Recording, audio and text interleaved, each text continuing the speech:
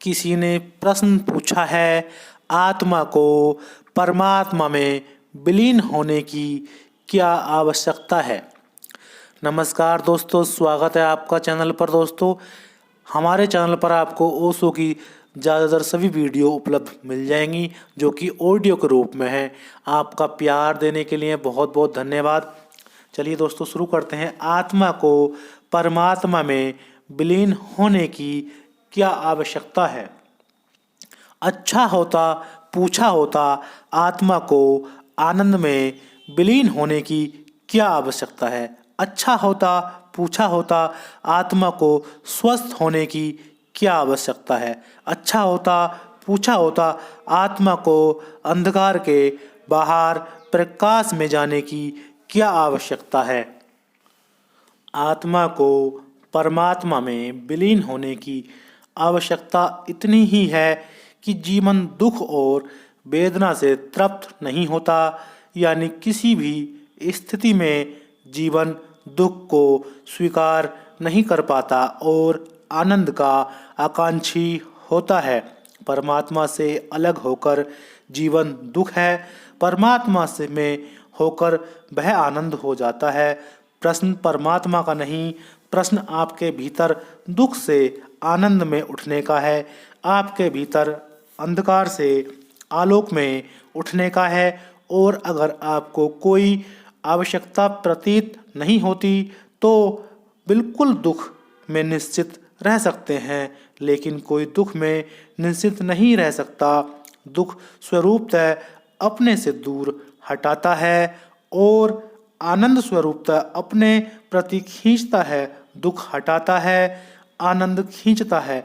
संसार दुख है, परमात्मा आनंद है। परमात्मा से विलीन की आवश्यकता कोई धार्मिक आवश्यकता नहीं है।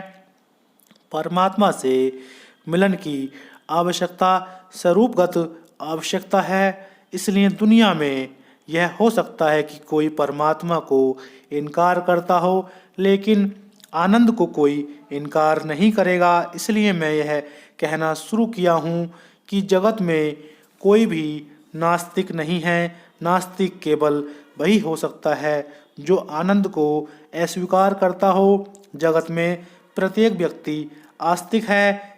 इस अर्थों में आस्तिक है कि प्रत्येक आनंद का प्यासा है। दो तरह के आस्तिक हैं, एक सांसारिक आस्तिक, एक आध्यात्मिक आस्तिक। एक जिसकी आस्था संसार में है कि इसके द्वारा आनंद मिलेगा, एक जिनकी आस्था इस बात में है कि आध्यात्मिक जीवन के विकास से आनंद मिलेगा।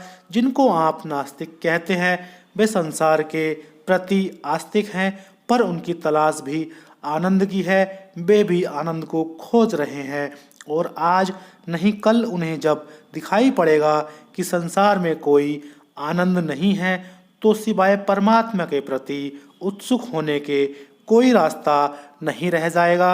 आपकी खोज आनंद की है, परमात्मा की खोज किसी भी की नहीं। आपकी खोज आनंद की है। आनंद को ही हम परमात्मा कहते हैं। पूर्ण आनंद की स्थिति को हम परमात्मा कहते हैं। आप जिस घड़ी पूर्ण आनंद की स्थिति में होंगे उस घड़ी परमात्मा है। यानी मतलब यह है कि जिस घड़ी आपकी कोई आवश्यकता शेष न रह जाएगी उस घड़ी आप परमात्मा हैं।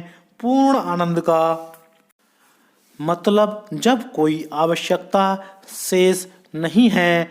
अगर कोई शेष है तो दुख शेष रहेगा। जब आपकी कोई आवश्यकता शेष नहीं है तब आप पूर्ण आनंद में हैं और तभी आप परमात्मा में हैं। और किसी ने पूछा है कि परमात्मा में होने की आवश्यकता क्या है। इसको मैं ऐसा कहूँ, आवश्यकता है इसलिए परमात्मा में होने की आवश्यकता है। जिस दिन कोई आवश्यकता नहीं रह जाएगी उस दिन परमात्मा में होने की कोई ज़रूरत नहीं रह जाएगी। आप परमात्मा हो जाएंगे।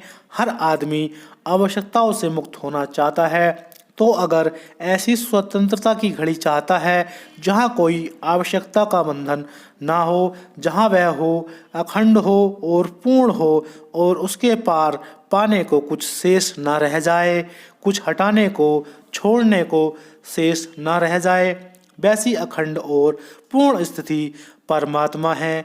परमात्मा से मतलब नहीं है कि कहीं कोई ऊपर बैठे हुए सज्जन है और उनको आपको दर्शन होंगे और वे आप पर कृपा करेंगे और आप उनके चरणों में बैठेंगे, मैं जाकर वहाँ स्वर्ग में मज़े करेंगे। ऐसा कोई परमात्मा कहीं नहीं है। और अगर ऐसे परमात्मा की तलाश में हो तो भ्रम में हो आप। ऐसा परमात्मा कभी नहीं मिलेगा, आज तक किसी को नहीं मिला। परमात्मा चित्त की अंतिम आनंद की अवस्था है। परमात्मा कोई व्यक्ति नहीं है, अनुभूति है। यानी परमात्मा का साक्षात नहीं होता। साक्षात इन अर्थों में नहीं होता कि एनकाउंटर हो जाए, कि आप गए और मुठभेड़ हो गई उनसे, वे आपके सामने खड़े हैं और आप उनको देख रहे हैं, निहार रहे हैं। ये सब कल्पनाएं हैं। जो आप निहार रहे हैं सब हमारी कल्पनाएं। चित्त छोड़ देता है और सारे विचार छोड़ देता है, तब वह अचानक उसे उद्घाटन होता है कि इस सारे विश्व में अखंड का, इस पूरे जगत का, ब्रह्मांड का वह एक जीवित हिस्सा मात्र है। उसका स्पंदन इस सारे जगत के स्पंदन से एक हो जाता है। उसकी सांस इस सारे जगत से एक हो जाती है। उसके प्राण इस सारे जगत के साथ आंदोलित होने लगते हैं। उनमें कोई भेद, कोई सीमा नहीं रह जाती। उस घड़ी वह जानता है, अहम ब्रह्मासि, उस घड़ी वह जानता है कि जिसे मैं करके जाना था वह तो सारे ब्रह्मांड का अनिवार्य हिस्सा है। मैं ब्रह्मांड हूँ। उस अनुभूति को हम परमात्मा कहते हैं। दोस्तों, यह था ओशो जी का कथन विचार, जो कि आपने बहुत ही सावधानी से ध्यान पूर्वक सुना कि आत्मा को परमात्मा में विलीन होने की क्या आवश्यकता है। दोस्तों, यह ध्यान सूत्र किताब से पेज नंबर 137 से लिया गया है। बहुत बहुत धन्यवाद सुनने के